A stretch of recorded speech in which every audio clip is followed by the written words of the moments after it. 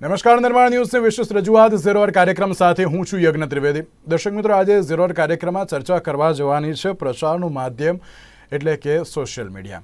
પ્રચારની વાત કરવામાં આવે તો અત્યારે હાલ તો તમામ રીતે પ્રચારને પ્રસાર કરવામાં આવતો હોય છે. એક બાજુ જ્યારે સભાઓનું જે આયોજન કરવામાં આવતું હોય છે, બીજી બાજુ જોવા જઈએ તો ક્યાંક ઘરે ઘરે જઈને ખાટલા બેઠકો કરવામાં આવતી હોય છે.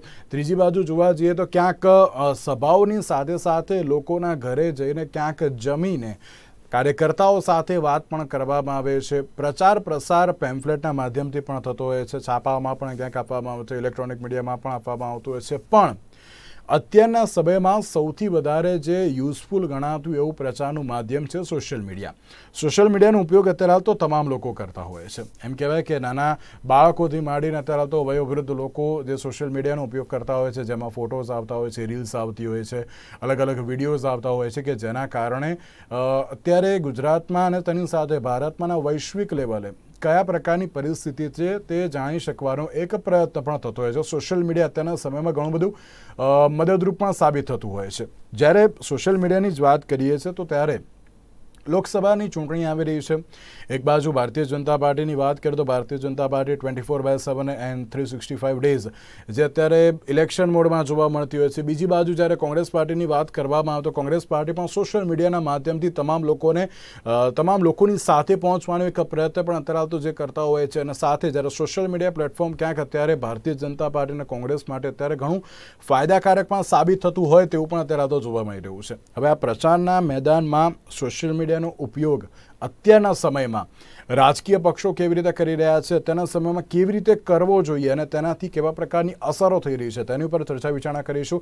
આ મુદ્દા ઉપર ચર્ચા વિચારણા કરવા માટે અમારી સાથે જોડી ગયા છે શૈશવભાઈ વોરા, કે જેઓ બ્લોગર છે. સાથે સાથે ભૂમનભાઈ ભટ્ટ આપણી સાથે જોડી ગયા છે, કે જેઓ ગુજરાત સોશિયલ મીડિયા કોંગ્રેસના ચેરમેન છે. સાથે સાથે મનનભાઈ દાણી આપણી સાથે જોડી ગયા છે, કે જેઓ ભારતીય જનતા પાર્ટીના સોશિયલ મીડિયાના કન્વીનર પણ છે. જે આપ ત્રણનું સૌથી પહેલાં તો સ્વાગત છે.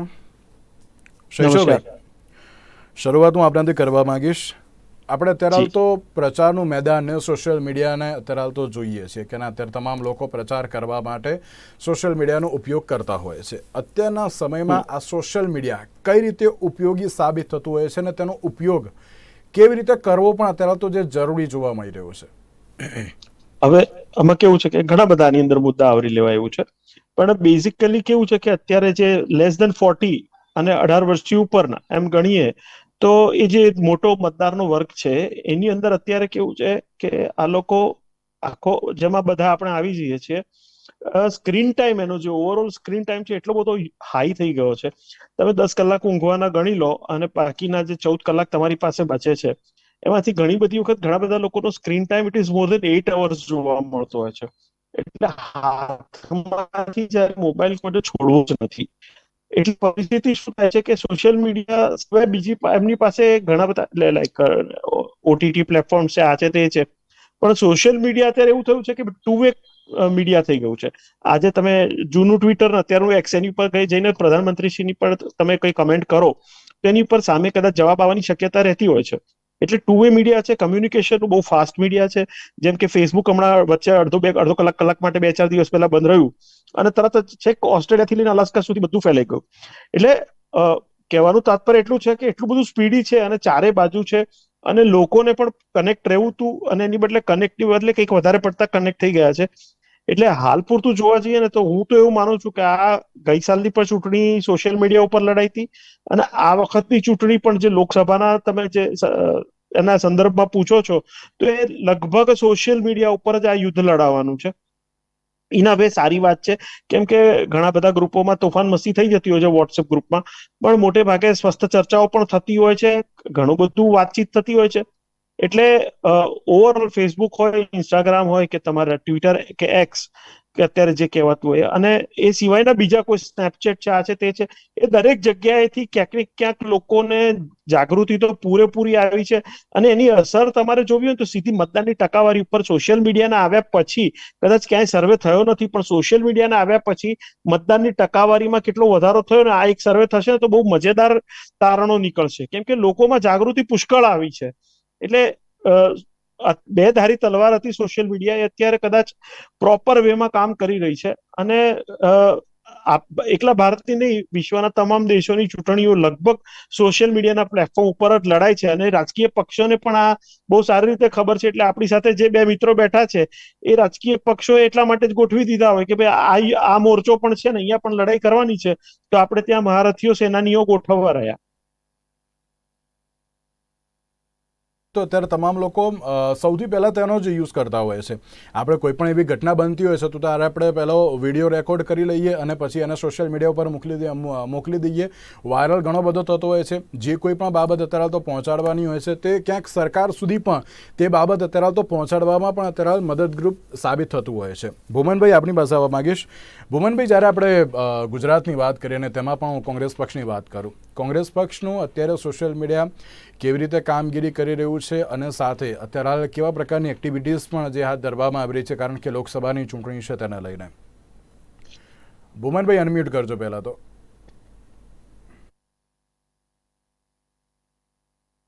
નમસ્તે.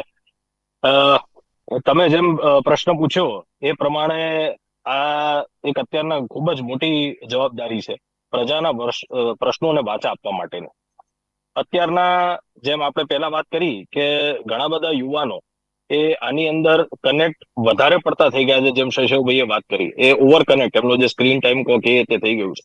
હવે આ પરિસ્થિતિની અંદર એમને સાચી માહિતી આપવી એ વિપક્ષ તરીકે અમારી જવાબદારી છે. આજે ઘણા બધા લોકો એવા છે કે જે ન્યૂઝપેપર વાંચવાનું બંધ કરી દીધું છે, કદાચ ન્યૂઝ ચેનલ જોવાનું બંધ કરી દીધું છે, પણ સોશિયલ મીડિયાના માધ્યમથી એ લોકો ઇન્ફોર્મેશન ગેધર કરવાનું પસંદ કરતા હોય છે. અને એ પરિસ્થિતિની અંદર એક જવાબદાર વિપક્ષ તરીકે અમારી જવાબદારી છે કે જે સાચી માહિતી છે, ફેક ન્યૂઝને કઈ રીતે અમારે કાપવા, લોકોને એ વસ્તુ સાચી નથી એ સમજાવી, એમના સુધી સાચા સમાચાર પહોંચાડવા, જે અનેક મુદ્દાઓ હોય એના ઉપર અમારે ડિટેલિંગમાં એમને સાચી માહિતી પહોંચાડવી અમારી નૈતિક જવાબદારી. અને બેઝિકલી પેલું કહે છે ને કે સોશિયલ મીડિયાનો યુઝ એ રીતે હોવો જોઈએ કે it should be useful to impact people, it shouldn't be use to impress people. એટલે એ વસ્તુને અમે મોટો સમજી અને કોંગ્રેસ પક્ષ જવાબદારીપૂર્વક સોશિયલ મીડિયાનો ઉપયોગ કરે છે અને લોકો સુધી પહોંચવાનો પ્રયત્ન કરે છે. પાર્ટીની વાત કરીએ તો ભારતીય જનતા પાર્ટી ઇલેક્શન મોડમાં તો હોય જ છે, પણ અત્યારે હાલ સોશિયલ મીડિયાનો ઉપયોગ ભારતીય જનતા પાર્ટી કેવી રીતે કરી રહી છે? ભાઈ, સોશિયલ મીડિયા એ ભારતીય જનતા પાર્ટી માટે પહેલેથી ખૂબ જ અગત્યનો વિષય રહ્યો છે. પહેલાના જમાનામાં એવું હતું કે જ્યારે ડોર ટુ ડોર કેમ્પેન કરવું પડતું હતું, આજે બી ભારતીય જનતા પાર્ટી છે કે ડોર ટુ ડોર કેમ્પેન કરે છે, પણ સમય બદલાતા સોશિયલ મીડિયાના વેટેજ વધ્યો છે. જેમ શૈશવભાઈએ કીધું હતું, ભુવનભાઈએ કીધું, હમણાં જે એક રિસેન્ટ રિસર્ચ એવું થયું હતું અને જેમ એવી ફેક્ટ પણ બહાર આવી છે કે 24 કલાકમાંથી એવરેજ દરેક ભારતીય, હું ઇન્ડિયાની ઓલ ઓવર ઇન્ડિયાની વાત કરું છું ને ઓલ ઓવર વર્લ્ડની વાત કરું છું, ઓલ ઓવર વર્લ્ડમાં લોકોનો સ્ક્રીન ટાઈમ અને સ્પેસિફિકલી સોશિયલ મીડિયા એવરેજ 24 કલાકમાંથી 5 કલાક દુનિયાનો દરેક વ્યક્તિ વાપરી રહ્યો છે એવરેજ. અને જ્યારે ભારતીયની વાત કરીએ તો 24માંથી 6 કલાક સોશિયલ મીડિયા માટે આપે છે. જ્યારે સોશિયલ મીડિયાની વાત આવે તો ભારતીય જનતા પાર્ટી આજથી નહીં, આદરણીય પ્રધાનમંત્રી મોદી સાહેબ જ્યારે અહીંયા મુખ્યમંત્રી હતા ત્યારથી જ એમને સોશિયલ મીડિયા પર ખૂબ મોટો વેટેજ મૂક્યો છે. અને ભારતીય જનતા પાર્ટી માટે સોશિયલ મીડિયા એટલા માટે વધારે ઉપયોગી છે અને વધારે લોકો સુધી પહોંચવા માટે ઉપયોગી છે. ભારતીય જનતા પાર્ટી એવું માને છે કે લોકોની બુરાઈ કરવા માટે અથવા તો બેક બીચિંગ કરવા કરતા જે સરકારી યોજનાઓ છે, જે કામો સરકારે લોકો માટે કર્યા છે, જે કામો અને જે યોજનાઓના માધ્યમે લોકોનું જીવન ધોરણ ઊંચું આવ્યું છે, એ યોજનાઓ, એ કામો, એ સામાજિક કામ હોય કે પછી બીજા કોઈ પણ કામ હોય, લોકો સુધી કેવી રીતે વધારેમાં વધારે રીચ કરી શકાય, લોકો સુધી કેવી રીતે વધારેમાં વધારે પહોંચી શકાય, એના માટે હંમેશા ભારતીય જનતા પાર્ટીનું સોશિયલ મીડિયા વિભાગે કામ કરતું હોય છે. અને એ જ મુદ્દા ઉપર અમે લોકો આગળ વધી અને નરેન્દ્ર મોદી સાહેબે આખા દેશભરમાં આજે આપણે વિકસિત ભારત જોઈ રહ્યા છીએ, તો એ વિકસિત ભારત કેવી રીતે બનશે એના માટે ભારતીય જનતા પાર્ટીનું સોશિયલ મીડિયા વિભાગ હંમેશા અગ્રેસર રહેતું હોય છે. બુરાઈ કરવા માટે કે અત્યારે તેનો ઉપયોગ નથી થતો, પણ ક્યાંક જવાબ આપવા માટે તો થતો હોય છે ને. પણ સત્યનો જવાબ અને સત્યનો ઉજાગર કરવા માટે તો સોશિયલ મીડિયાનો ઉપયોગ કરવો જ પડે. જ્યારે કોઈ જાતનું જૂઠાણું ફેલાવવાનો પ્રયાસ થતો હોય ત્યારે એને સચ્ચાઈ સામે, લોકોની સામે પ્રસ્તુત કરવા માટે, લોકોની સામે સચ્ચાઈ લાવવા માટે 2014ની સરકાર જે બની, આજથી 10 વર્ષ પહેલાની વાત કરીએ, 10 વર્ષ પહેલા જ્યારે આદરણીય પ્રધાનમંત્રી શ્રી પહેલી વખત પ્રધાનમંત્રી બનીને આવ્યા, ત્યારે આખા દેશની સમક્ષ કોંગ્રેસે કરેલી કરતૂતો અને કોંગ્રેસે કરેલા કામોને એ લોકો સામે અમે ઉજાગર કર્યા, સત્ય લોકોની સામે મૂક્યું, અને અમારું વિઝન શું છે, અમારું મિશન શું છે એ લોકોની સમક્ષ મૂક્યું. તો લોકો અમારા કામને, અમારા વાતોને, અમારી સચ્ચાઈઓને લોકો સ્વીકારે છે, ને એના કારણે જ ભારતીય જનતા પાર્ટી છેલ્લા 10 વર્ષથી શાસનમાં છે, અને આ વખતે ભારતીય જનતા પાર્ટી 400 પાર કરી અને ફરીથી ત્રીજી વખત સરકાર બનાવશે. તો પેલું ક્યાં ને એક્ઝામ ડિક્લેર નથી થઈ એની પહેલાં તમે તો રિઝલ્ટ અત્યારે તો ડિક્લેર કરી દીધું. ભૂમનભાઈ, એક જ મિનિટ શૈશવભાઈ આવશું આપની પાસે. ભૂમનભાઈ, જ્યારે વિઝન અને મિશનની અત્યારે તો વાત થઈ અને ક્યાંક લોકો જે અત્યારે તો જે કોઈ પણ વસ્તુ જે અત્યારે ફેલાવતા હોય છે, એટલે કે ક્યાંક વિપક્ષ ઉપર જ અત્યારે તો સીધો આક્ષેપ જોવા મળતો હતો કે ના, વિપક્ષ જે કંઈક જૂઠાણું ફેલાવી રહી છે તેનો અમે જવાબ પણ આપીએ છીએ. આપ તેને કઈ રીતે જોઈ રહ્યા છો? વિઝન અને મિશન આપનું કેવી રીતનું છે? તો આની અંદર જે મનનભાઈએ કીધું એ વાત બિલકુલ અસત્ય છે. આના બહુ બધા પુરાવા આપી શકાય એમ છે. મનનભાઈ એમની જગ્યાએ ચોક્કસ જવાબદાર વ્યક્તિ છે ને એમણે આ જવાબ આપવો જ પડે. પણ હકીકત એ છે કે આપણા પ્રધાનમંત્રી શ્રી, જેમને લોકો આજે કેમેરા જેવી પ્રધાનમંત્રી તરીકે ઓળખે છે, એમણે સોશિયલ મીડિયાને મહત્વ ઘણું આપ્યું છે, વાત સાચી છે. પણ જોડે જુઠ્ઠાણા સિવાય કોઈ વસ્તુનો પ્રચાર નથી કર્યો એમણે. કોઈ આજે મનનભાઈ વાત કરી તો હું ચોક્કસ એમ કહીશ કે જોડે જોડે તો પછી મોંઘવારીનો પણ એમણે વાત કરવા જેવી હતી. એમના પોતાના સોશિયલ મીડિયા હેન્ડલ પરથી જો પ્રજાને લોયલ રહેવાતા હોય તો પછી પેટ્રોલ ડીઝલના ભાવ વધારા, ગેસનો ભાવ વધારો, જે ખાદ્ય તેલની અંદર ભાવ વધારો છે એના વિશે પણ એમણે શેર કરવું જોઈએ સોશિયલ મીડિયા ઉપર. એમણે એના સિવાય ગુજરાત રાજ્યની અંદર આજે ડ્રગ્સનો જે પ્રશ્ન ઉભો થઈ રહ્યો છે એના વિશે પણ કરવું જોઈએ. ગુનાખોરી વધી રહી છે, જે બ્રિજ તૂટી રહ્યા છે અમદાવાદ શહેરની અંદર, પેપર લીક જેવી મોટા મોટા કાંડ થઈ રહ્યા છે જેમાં 17, 18, 21 જેટલા પેપર ફૂટી ગયા હોય. આજે સરકારી ભરતીઓની અંદર જે કૌભાંડ થતા હોય, અનેક વસ્તુને એમણે પણ સોશિયલ મીડિયા ઉપર મૂકવી જોઈએ અને વાત એની કરવી જોઈએ. બાકી આપણે આજે એવું છે કે ખાલી એવી વાત કરતા હોઈએ કે ભાઈ અમે અસત્યનું પેલું શું કહેવાય સામે લખીએ છીએ ને તે. તો આજે અમારા કોંગ્રેસ પાર્ટીના સિનિયર નેતાઓના જે કઈ વિડીયો મોર્ફ કરી અને સર્ક્યુલેટ કરવામાં આવ્યા, તો એ આખી દુનિયા જાણે છે, જગ જાણે છે કે ભાઈ એ કોના દ્વારા કરવામાં આવ્યા અને શું કામ કરવામાં આવ્યા.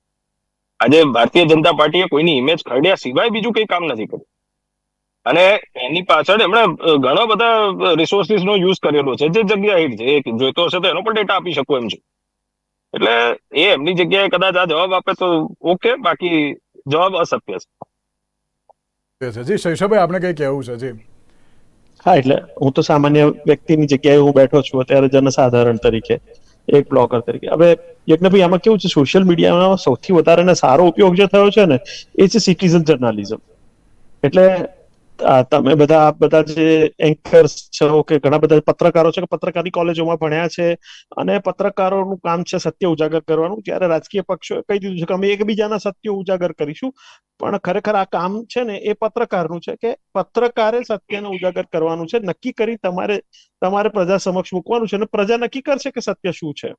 અને મતપેટીઓમાં થાય છે પણ ખરું, એટલે એમાં કઈ બેમત નથી. પણ વાત કરું સિટીઝન જર્નાલિઝમની, તો જ્યારે મોટા કાંડ થયા છે કે કંઈક મોટી વ્યક્તિઓ સંડોવાયેલી હોય છતાંય કોઈ મોટો એક્સિડન્ટ થયો હોય ને એવા સમયે જયારે 25, 50, 100 માણસોનું ટોળું ભેગું થતું હોય છે, અને ટોળાની અંદર જયારે વિડીયો ટોળા ઉતારવાના ચાલુ કરી દે છે, અને એ વિડીયો જયારે વાયરલ થતા હોય છે, એટલે જ્યુડિશરીને પણ એ વિડીયો ક્યારેક હેલ્પફુલ થતા હોય છે કે ભાઈ જે ગુનેગાર છે ને એને અંજામ સુધી તમે પહોંચાડી શકો છો.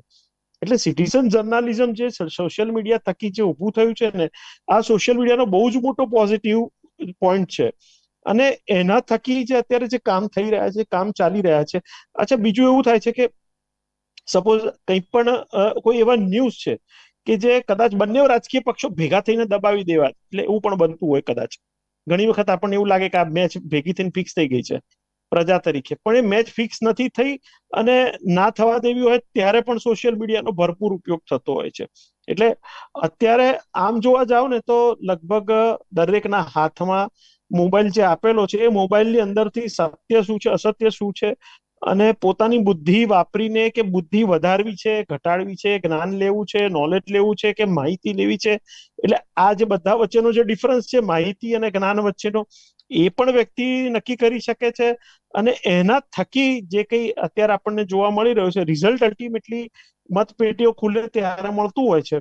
અને આપણને જોવા મળે છે, મેં પહેલા કીધું એમ, કે મતદાનની ટકાવારીનો જે વધારો છે ને, એનો શ્રેય છે ને હું કદાચ સોશિયલ મીડિયાને આપીશ. કે છેલ્લા ઘણા સમયથી ટકાવારીમાં ખૂબ વધારો આવી રહ્યો છે મતદાન થવાની. એટલે એ મતપેટીઓ જે છલકાઈ રહી છે ને એનું કારણ છે આ સોશિયલ મીડિયા, એનું કારણ છે આ તમારું આ સિટીઝન જર્નલિઝમ. અને અત્યારે એમ કહેવાય ને કે જે સોશિયલ મીડિયા, હવે કોઈ પણ વસ્તુ હોય, કોઈ પણ વસ્તુનો ઉપયોગ હવે કરવો એ વ્યક્તિ ઉપર ડિપેન્ડ કરે છે. એનો સારો પણ ઉપયોગ હોય છે, ખરાબ પણ ઉપયોગ હોય છે, પણ હવે લોકો કેવી રીતે તેનો ઉપયોગ કરતા હોય છે ક્યાંક તેને લઈને પણ પ્રશ્ન જોવા મળતું હોય છે. મનનભાઈ, ક્યાંક જે સોશિયલ મીડિયાના ઉપયોગની વાત સામે આવી કે ના, અત્યારે તો જે પ્રજાના પ્રશ્નો ઉજાગર કરવા માટે ક્યાંક કોંગ્રેસ પાર્ટી અત્યારે તો તેનો ઉપયોગ કરી રહી છે. તેમણે એમ પણ કહ્યું ને તમે ક્યાંક એમ કહ્યું કે ના, વિકાસની જે તમામ બાબતો છે તેને અમે ઉજાગર કરી રહ્યા છીએ, ક્યાંક કેટલે સુધી અત્યારે તો લોકોને શું મળ્યું કે શું નહીં એમ. ત્યારે ક્યાંક ભુવનભાઈએ પણ કહ્યું કે ના, અત્યારે જે મુદ્દાઓ છે તેને ક્યાંક ઉજાગર નથી કરાતા, અન્ય બાબતો જોવા મળે છે. ભાઈ, તમે પણ આ જ ફિલ્ડમાં છો ને હું પણ આ જ ફિલ્ડમાં છીએ. આપણે બધા રોજ જોઈએ છે કે રોજ કેટલા વિકાસના કામો થઈ રહ્યા છે. તો તમને 4-5 દિવસ પહેલાનું જ આ ક્વાર્ટરનું જીડીપી નું રિઝલ્ટ આવ્યું હતું, હું તમારી સામે અહીંયા સ્ક્રીન પર મૂકું છું, તમને દેખાશે. 2013માં છેલ્લા જે ક્વાર્ટર હતું એનો જીડીપી રેટ હતો 4.4% અને અત્યારના આ ક્વાર્ટરનો જીડીપી નો રેટ છે 8.4%, ઓલમોસ્ટ 4% હાઈ. તમે આ બધી કેવી છે કે લોકોની સમક્ષ મૂકવા માટેની વાતો સારી લાગે કે આમ આમ આમ કરવું જોઈએ ને આમ થવું જોઈએ ને આમ થવું જોઈએ ને ભાજપે આમ કરી નાખ્યું છે, પણ જ્યારે તમે સત્ય અને તથ્ય એ બંનેને ભેગા કરીને લોકોની સમક્ષ મૂકો ને ત્યારે જ લોકોને ખબર પડતી હોય ને. એટલા માટે જ ભારતીય જનતા પાર્ટી ઉપર લોકો વિશ્વાસ કરે છે. આજના દિવસની વાત કરો, આદરણીય પ્રધાનમંત્રી શ્રીએ 1 લાખ કરોડ કરતા વધારે રૂપિયાના લોકાર્પણ અને ખાતમુહૂર્તો કર્યા છે. અને આવતીકાલે આખા દેશભરમાં 3 સેમિકન્ડક્ટર પ્લાન્ટનું ખાતમુહૂર્ત કરવા આદરણીય પ્રધાનમંત્રી શ્રી જઈ રહ્યા છે. આવું રોજ મીડિયા, સોશિયલ મીડિયામાં ઘણું બધું તમે જોતા હશો. તમે મને એક એવો મુદ્દો બતાવો. કોંગ્રેસની વાત તો મારે કરવી એટલા માટે ન જોઈએ કારણ કે એક સાંધે છે ને 13 તૂટે છે. આજે જ એમના પૂર્વ અધ્યક્ષ આદરણીય ભરતસિંહ સોલંકીએ પણ ટ્વીટ કરીને કહ્યું અને જગદીશ ઠાકોરે પણ, બંને એમના પૂર્વ અધ્યક્ષો છે, અને બંને ટ્વીટ કરીને કીધું કે ભાઈ અમારે લડવું નથી, અમને આમાંથી દૂર રાખો, અમને જે જવાબદારી સોંપીશું અમે કરીશું. એટલે તમે સમજો કે એમના નેતાઓ પણ સમજી ગયા છે કે આ ગુજરાતની અને આ દેશની જનતા બહુ જ શાણી છે. વિકાસની વાત પર આગળ વધી અને લોકો વોટ આપે છે. આદરણીય નરેન્દ્ર મોદી સાહેબે આજે જે ભારતને વિશ્વ ફલક ઉપર લઈ ગયા છે એ ભારતને, વિકસિત ભારતને જોઈ અને લોકો વોટ કરી રહ્યા છે. અને ફક્ત ને ફક્ત અમે પહેલેથી ભારતીય જનતા પાર્ટીમાં કહેતા આવ્યા છીએ કે અમે લોકો સેવા દ્વારા સત્તા મેળવે છે ને સત્તા મેળવીને સેવા કરીએ છીએ. સત્તા મેળવી અને એની ઉપર હુકમબાજી નથી કરતા. સેવા દ્વારા સત્તા અને સત્તા દ્વારા સેવા કરવામાં માનીએ. તમે કહ્યું કે ના, સેમિકન્ડક્ટર હબને ઓપન કર્યું કે પછી જે કરોડોના વિકાસના કાર્યો કર્યા, તો જે જાહેર જનતાને જે અત્યારે તો સ્પર્શતા મુદ્દા કયા હોય, એક તો પેટ્રોલ ડીઝલ, બીજી બાજુ મોંઘવારી, બેરોજગારી, એ બધા ક્યાંક અત્યારે તો મહત્વના મુદ્દા જોવા મળતા હોય છે. ભુવનભાઈ એમ કહી રહ્યા છે કે એ પ્રશ્નોને લઈને શું સરકારી આંકડાની આપ વાત કરીએ યજ્ઞભાઈ તો સારું રહેશે. સરકારી આંકડા પ્રમાણે બેરોજગારીનો દર એ છેલ્લા 15 વર્ષમાં તળિયે છે. મોંઘવારીનો દર એ છેલ્લા બિલકુલ. એટલે કે સોશિયલ મીડિયાનો અત્યારે તો ક્યાંક યોગ્ય ઉપયોગ કરવો અત્યારે તો બહુ બેઝિકલી અમે સોશિયલ મીડિયાનો ઉપયોગ દ્વારા, ફરીથી કહું છું એટલે કે સોશિયલ મીડિયાનો ઉપયોગ દ્વારા અમે લોકોને સ્પર્શતા મુદ્દાઓ, લોકોની વાતો, કેવી રીતે દેશ આગળ વધે તો આપણે ભારતીય તરીકે કેવી રીતે આગળ વધી શકીએ. પહેલા 2013 પહેલા લોકો એ વાત કરતા હતા કે તું ભાઈ કામ કર, બેરોજગાર છે, તું બેરોજગાર છે તો તને ભાઈ તારી નોકરી કેવી રીતે મળશે એની ચિંતા કર. આજે લોકો એવી ચર્ચા કરે છે કે આવા સ્ટાર્ટઅપ ઇન્ડિયાના લીધે ખૂબ સારા લોકોને સ્ટાર્ટઅપ ખુલી રહ્યા છે અને સ્ટાર્ટઅપમાં કેટલા લોકોને જોબ મળી રહી છે. સિનારીઓ બદલાઈ ગયા છે. તમે સમજો 2014 પહેલાના લોકોનું વિચારસરણી શું હતી, 2024માં લોકો જયારે ઉભા છે ત્યારે એ લોકોની વિચારસરણી શું છે, દેશ તરફ લોકો કઈ રીતે જોઈ રહ્યા હતા આજે દેશને કઈ તરફ જોઈ રહ્યા છે. દુનિયાનું સૌથી 5મું મોટા નંબરનું અર્થતંત્ર ભારત દેશ બન્યું છે. દુનિયાનું 4થા નંબરનું સૌથી મોટું શેર માર્કેટ ભારત દેશ બન્યું છે. દુનિયાનું સૌથી 3જા નંબરનું મોટું મેન્યુફેક્ચરિંગ હબ ભારત દેશ બન્યું છે. કાર પ્રોડક્શનની વાત કરો, મોબાઈલ પ્રોડક્શનની વાત છે ત્યાંનું તમને બોલાવીશ અને આપણે એ વખતે પણ ક્યાંક વિકાસની લઈને ચર્ચા કરીશું. ભુવનભાઈ, આપને કઈ કેવું છે? કે સોશિયલ મીડિયાના મને વાત ખૂબ ગમી મનનભાઈની કે એમણે જે વાત કરી કે ભાઈ અમે સેવા થકી સત્તામાં આવ્યા છીએ અને અમે એ રીતે કામ કરીએ છીએ અને કોંગ્રેસના એક તૂટેને 13 ભાગે છે. અરે સાહેબ, મને કોઈ એ સમજાવે કે જ્યારે મોટા ગજાના કોંગ્રેસના 82-83 નેતાઓ નો સમાવેશ ભારતીય જનતા પાર્ટી પોતાનામાં કરે છે, તો ક્યાંથી સેવા થકી તમે સાચવી સત્તાનું નથી આમાં શકતા વાત એટલા આવી? માટે ભારતીય જનતા પાર્ટી આની અંદર તમારે આટલા તમારા કલાનો અત્યારના જવાબ આપો ને 156 મનનભાઈ. મનનભાઈ એક કેમ જ મિનિટ. ભરતસિંહ મનનભાઈ મારો કટોચની ના પાડી? કેમ મારો એક વારો જ છે મિનિટ ત્યારે મનનભાઈ, તમે મનનભાઈ એક જ બેમાંથી મિનિટ, તમારો એક જ વારો મિનિટ. હતો ત્યારે હું નતો બોલ્યો વચ્ચે. એટલે આપણે એક ગરિમા જાળવી રાખીએ.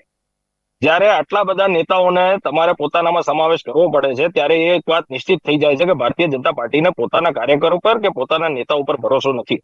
એમને ખબર છે કે એમના નેતાઓ સત્તા ટકાઈ નહીં જાણી શકે. કોંગ્રેસના નેતાઓની અંદર એમને ક્યાંક વધારે ક્ષમતા લાગે છે 156 અને સીટો એમને સાથે એક ભારતીય મિનિટ, જનતા મારી વાત પાર્ટી પતી નથી હજુ, મારી વાત પતી વિધાનસભા નથી. જીતી છે. એ એના પછી લોકોને તમે તમારે કંઈક ને કંઈક હોદ્દા આપવા પડે છે, તમારે પોતાનામાં લેવા પડે છે. 156 ધારાસભ્યોમાંથી 43 ધારાસભ્યો કોંગ્રેસમાંથી આવેલા છે અને એમને તમે ટિકિટ આપી અને ચૂંટણી લડાય છે. હવે તમારે પોતાની અંદર પેલું આપણે જયારે કહીએ તમે ને કે ભાઈ પોતાની આત્મમંથન અંદર કરો ને કે ઝાંખીને તમારા જોવાની ત્યાંથી જરૂર લોકો છે કેમ છોડીને કે ભાઈ ભાજપમાં આવી રહ્યા છે. તમારા માણસો કે તમારા નેતા કે કાર્યકરોમાં પાર્ટીને ક્ષમતા દેખાતી નથી. કેમ આ વાત છોડી રહ્યા સ્વીકારી છે? લેવી જોઈએ. કેમ એટલે છોડી પછી રહ્યા છે? તમારે કેમ લાવવા છોડી પડે છે રહ્યા છે? બીજા પક્ષમાંથી. તમે એક તો કે એક જ મિનિટ, એક જ મિનિટ. આપણે સુમનભાઈ, એક ઉદાહરણ આપો ખાલી. ભરતભાઈ કે જગદીશભાઈ એક ઉદાહરણ. એક મનનભાઈ, મનનભાઈ એક જ મિનિટ, એક જ મિનિટ મનનભાઈ. એમણે વાત એ કરી છે તમે કે ભારતીય ભાઈ જનતા પાર્ટીના અમે કાર્યકર્તાઓની વાત કરો. નવયુવાનોને પણ ચાન્સ એક આપવા ઉદાહરણ તો માંગીએ આપો. છીએ. એક ઉદાહરણ એવું આપો કે અમારું ભારતીય સંગઠન જનતા મનનભાઈ, મજબૂત ભુવનભાઈ, આ કરવા બંનેને માટે રોકવા આગળ માંગુ છું. એક જ મિનિટ, એક જ મિનિટ, એક જ બરાબર. મિનિટ. બાકી આની અંદર કોઈ બીજી વાતમાં પડવાની જરૂર નથી. અમારા યજ્ઞભાઈ, નીતિનભાઈ, ખૂબ અટલાઈ ગયું છે એક મિનિટ, નીતિનભાઈ, ભુવનભાઈ, એક જ મિનિટ, એક જ મિનિટ, એક જ મિનિટ, એક જ મનનભાઈ. જાય છે. નીતિન પટેલે ચૂંટણી લડવાની ના પાડી. રહ્યા છે. નીતિન પટેલે ચૂંટણી લડવાની ના પાડી. 156 માંથી 82 એક જ મનનભાઈ, મનનભાઈ એક જ મિનિટ, એક જ મિનિટ હું આપને રોકવા માંગુ છું. એક મિનિટ, એક મિનિટ. મારે મુદ્દો આખો અલગ જ અત્યારે તો થઈ રહ્યો છે. કેમ પક્ષ પલટો થયો તેને લઈને હું લોકસભાની જ્યારે ચૂંટણી આવશે ત્યારે હું તેને લઈને અત્યારે તો જે ચર્ચા વિચારણા કરી લઈશ.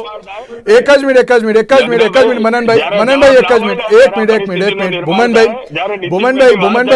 એક જ મિનિટ, એક મિનિટ, એક મિનિટ, એક મિનિટ. ભુવનભાઈ એક જ મિનિટ, એક જ મિનિટ. નામ આપો ને જે યજ્ઞભાઈ, એક જ મિનિટ, એક જ મિનિટ. આપણે લોકસભાની ચૂંટણી આવશે ત્યારે હું પક્ષ પલટાની વાત કરીશ. એક જ મિનિટ શૈશવભાઈ, એક જ મિનિટ, એક જ મિનિટ. ભુવનભાઈ, એક સીધો સવાલ. યુવા મતદારોને આકર્ષવા માટે કોંગ્રેસ પક્ષ અત્યારે હાલ તો કેવી રીતની કામગીરી કરી રહ્યું છે? કારણ કે તમે સોશિયલ મીડિયા ડિપાર્ટમેન્ટના ચેરમેન છો.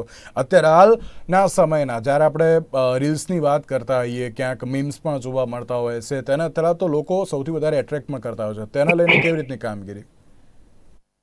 એની અંદર ચોક્કસપણે મેં જેમ પહેલા વાત કરી યજ્ઞભાઈ, અમે જે ઓથેન્ટિક કન્ટેન્ટ છે કે જે સત્ય છે એ લોકો સુધી મૂકવા માટેનું કન્ટેન્ટ બનાવીએ છીએ અને મેક્સિમમ શેર કરવાનો પ્રયત્ન કરીએ છીએ. આજે સોશિયલ મીડિયાના ચેરમેન તરીકે એક જવાબદાર પક્ષમાંથી આવતા જવાબદાર વ્યક્તિ તરીકે હું એક ચોક્કસ વાત કરવા માંગીશ કે ભાઈ એ વાતનો ઉલ્લેખ કદાચ શૈશવભાઈએ થોડી વાર પહેલા કર્યો અને એ વાત જોડે હું સંમત પણ થઉં છું. કદાચ મનનભાઈ પણ એ વાત જોડે સંમત થશે. આજે સોશિયલ મીડિયા જેટલું સારું આપણે એને પોઝિટિવલી લઈ શકીએ તો એની જ સામે એના નેગેટિવ પોઈન્ટ્સ પણ છે.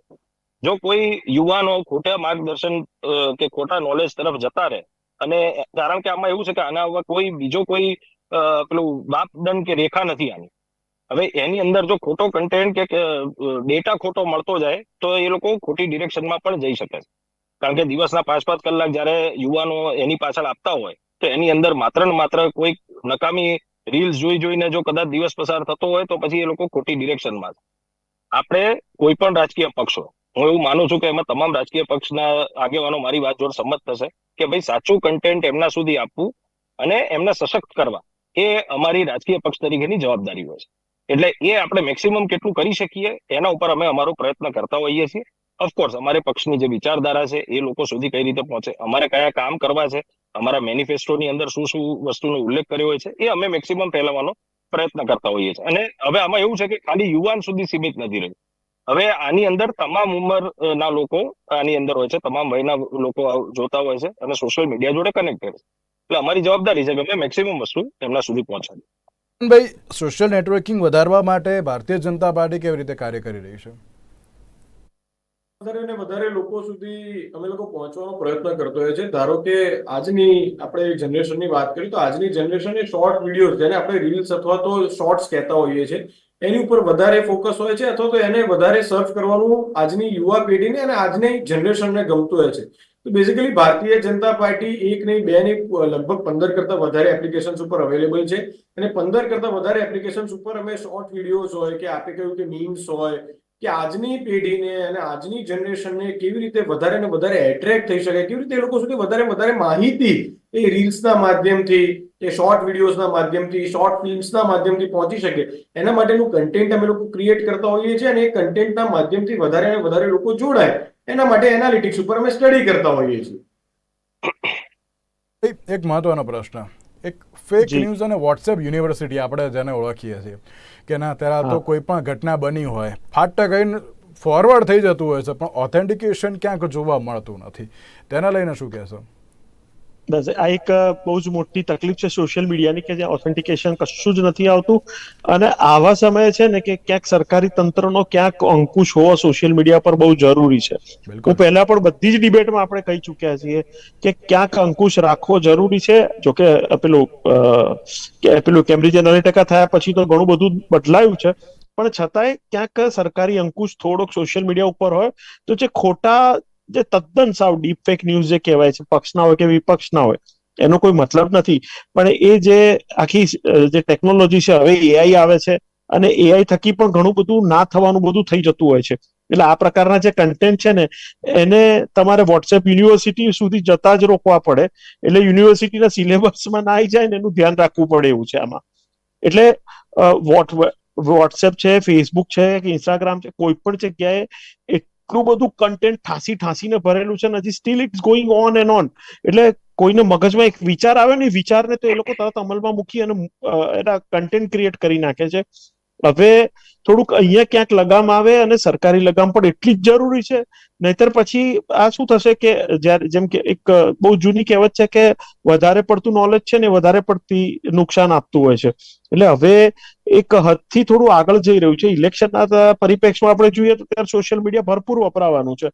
પણ એના પછીનો જે તબક્કો છે કે જે આજે આપણા ભૂતપૂર્વ રાજનેતાઓ છે, ભૂતપૂર્વ જે આપણા પ્રધાનમંત્રીઓ છે, કે અત્યારના દરેકના વિશે ક્યાંક ખોટી, ખરાબ ચિતરવાની માહિતી આ છે તે છે કે જેને ક્યારેય કશું કોઈને વાંચ્યું નથી, કશું સમજ્યા નથી, અને એ બધી માહિતીઓ જયારે પીરસાતી હોય છે ત્યારે આ બહુ જ ખોટી વાત છે. એટલે ત્યાં આ જગ્યાએ ક્યાંક લગામ રાખવી પડે.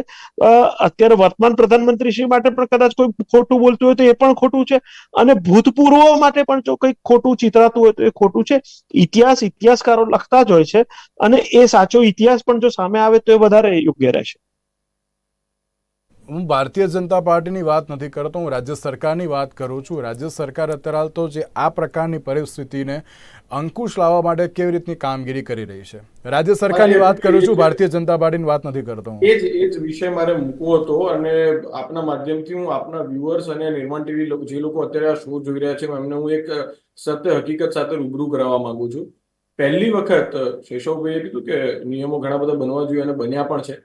હું તમને આજે એક ફેક્ટ કહું છું. 2004માં, એટલે આઝાદી 1947માં મળી, એના પછી કમ્પ્યુટર જ્યારે આવ્યા, આઈટી આવ્યું, જ્યારે પણ આવ્યું, સૌથી પહેલા આઈટીની પોલિસી જો કોઈ પ્રધાનમંત્રીએ બનાવી હોય તો 2003માં આદરણીય અટલ બિહારી વાજપેયીજીએ પહેલી વખત શોર્ટમાં બતાવું છું. જી, 2003માં પહેલી વખત આઈટીની પોલિસી એ દેશના પ્રધાનમંત્રી અટલ બિહારી વાજપેયીજીએ ભાજપની સરકારમાં આપી હતી.